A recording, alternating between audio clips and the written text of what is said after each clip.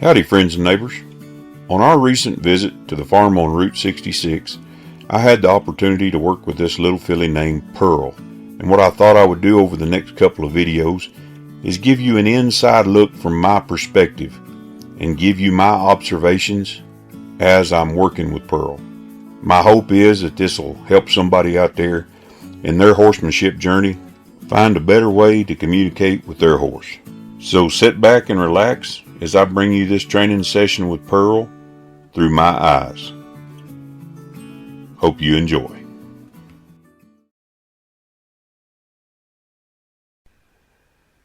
Alrighty folks, we're back here working with Pearl again at the farm on Route 66.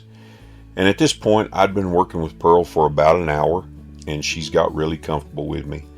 And the next thing I'm going to teach her is a calming technique that's worked really good for me over the years, and that is to drop her head. There's a little bit of physiology connected to it, and anybody that's been around horses for very long can tell the difference between when a horse is excited and when a horse is calm. When a horse is excited, they throw their head in the air and they take off. When they're calm, they put their head down. When they throw their head in the air, they start producing adrenaline. That's what gives them that burst of energy to take off real fast and escape whatever it is they see as danger. At that point, their saliva glands shut off and they get dry mouthed. When they drop their head, they're generally relaxed, they're calmed back down, and they start producing saliva again. And that's what most people say, well, they're licking and chewing. And when that happens, the juices start flowing back into their stomach, and that releases good endorphins back into their brain, and they calm down. So how I achieve this is I will put pressure on both sides of the horse's poll. That's the joint right between their ears, and I'll squeeze that just a little bit, and they will drop their head. When they drop their head, I release, and I'll leave my hand and my arm up there on their head and neck, just keeping that connection with them. And if they try to put their head up, I'll just squeeze that pole and they'll drop their head back down. Some horses have a lot of issue with this. In the beginning, particularly stud horses, any horse that's really dominant, because them putting their head down is also a sign of submission. So a horse has to really see you as a leader to accomplish this properly. And if you start out, take baby steps teaching your horse to drop their head, because some of them can sling their head at you. They can do a lot of things. But Pearl was really comfortable with me, and she did really well, and I was really proud of her.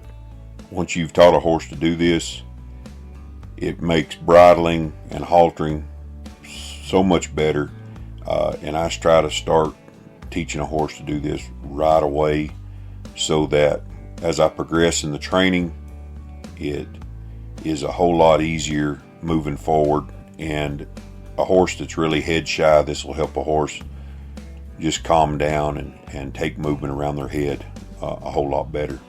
And what I've found is that if you teach a horse to drop their head, once you start them reining, learning the basics, it's just a whole lot easier, and they're just a whole lot more submissive to any pressure that you apply to their head. So it's got a lot of benefits. So here I'm teaching Pearl about giving in her feet. I've put a rope on her foot. And there's a lot of folks out there that don't really agree with this, but my reasoning behind it is, which I explained to Alan here as I'm working, is that people will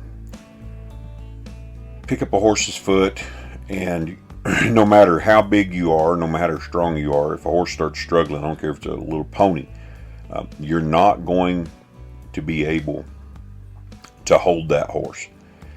And what you're essentially doing when you pick a horse's foot up and they struggle and pull back from you and you drop it, is you're teaching them a release of pressure when they fight. So I'll put a rope on a horse, and if I put pressure on it and they want to fight, they can't get totally away from the pressure. You don't have to hold the foot in the air. Right here, I'm just putting pressure on the foot. And she will paw, she will try to get away, she will pull back, but she can't get away from the pressure. She's still free to express herself. She can jump around, run around, whatever, but she can't get away from that rope on her foot. And I may be a big old boy, but I'm not big enough to the point to where I'm going to hurt this horse with this rope.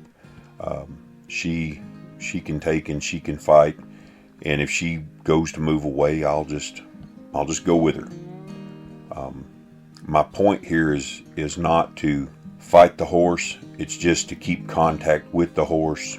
And if I were hanging onto her foot right now with just my hands, there's no way that I could stay with her. You see there, she came forward. She's going to pull back again, and then she's going to come forward. So before I pick up a horse's foot, I have to make sure that they will give to the pressure that I am putting on them. Getting a horse to understand pressure is one of the most valuable things you can teach a horse. That giving to pressure is where the release is at. And all horses are looking for release. You take a horse that has a setback problem. It's where when you tie them up, they set back until they break the rope or break the halter. They are pulling back until they get a release. So when they're born, horses are what we call inverted. They think if they push into pressure hard enough or pull into pressure hard enough that they'll find release. What we have to teach them is to change their way of thinking and to give when pressure is applied. Right here, she's pulling on that pressure, she's fighting that pressure, and what my job is to teach her that when she gives, that's where she'll get the release. On a ranch where I used to work, we used to do this with all the babies in the first week of their life, and it set the stage for the rest of their life to give to pressure whenever it was applied. It really changed the horse overall throughout its life. If you have a horse that is 2, 3, 4, 5 years old and they pushed into pressure their whole entire life and got release, then it's a little harder to change their mind and change their way of thinking. But if you take a young horse, if you've got a colt, first week of their life, teach them to give in all their body parts. We used to use a really soft cotton rope, and we would teach them to give their head and neck, teach them to give their feet, to give with their body. You could lead them backwards by their tail after a week.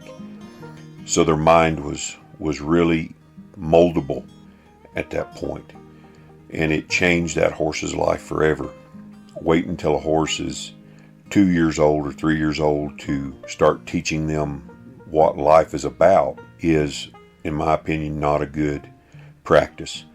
I don't think you should have unstructured interaction with young horses, but you should teach them the release of pressure. And all throughout their life, that's the language you're going to be using: pressure and release. So every time Pearl gives, I give. And when you're right there working with the horse, you can feel their body relax. You can feel the tension on the rope you're using relax.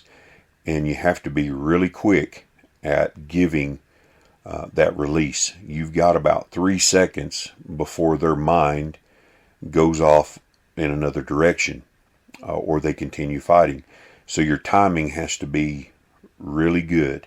As soon as they give, you give. Your release has to be spot on, has to be quick. You'll hear folks talk about timing and feel, and that's having an awareness of when the horse is giving. Even if it's a mental give and not necessarily a physical give, you have to be really attentive to the needs of the horse. Right here you can see she's pawing, and that's her fighting the pressure. She thinks if I paw hard enough, I'll get out of the pressure. And I just have to outweight her. And when she gives, I give. Right there, at that point, you have to be quick about it. We continue working with her here, and this will be the first time I actually pick her foot up and look at the bottom of her foot. So I'm going to clean her foot out here, and this is the beginning of me trimming her feet. I'm cleaning her foot out, and I don't know if she's ever had her feet picked up before, but you can see she's pulling and pulling and pulling, and with the rope attached she can fight, but she can't get away from the pressure. So I'll wait, and I can't be worried about getting the horse trimmed. The process is more important than the end goal. If I get the process right, eventually I'll get my end goal accomplished. But if I rush through the process, my end goal is not going to be as correct. No matter what you do, make sure you have a process that helps you accomplish your goals, and then stick to the process. Hope y'all have enjoyed these training sessions. There's going to be one more, probably be shorter than all the rest. But I want to thank y'all for stopping by. Remember to like, share, and subscribe. And until next time, be not weary in well doing, for in due season ye shall reap, if you faint not. We'll see you later.